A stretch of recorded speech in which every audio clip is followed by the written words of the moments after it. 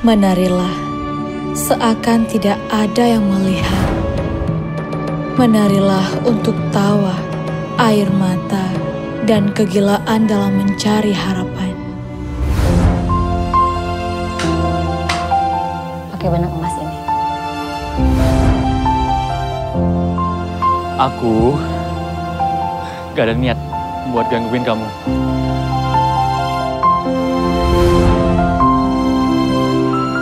Dan ternyata kita jumpa lagi di sini. Kayaknya kita jodoh deh.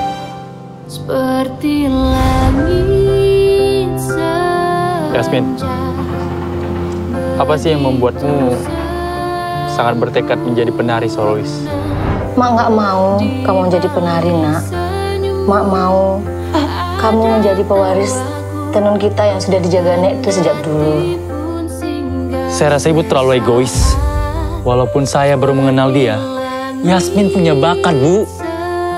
Dan dia berhak mengejar mimpinya. Siapa yang tidak ingin anaknya bahagia? Ah!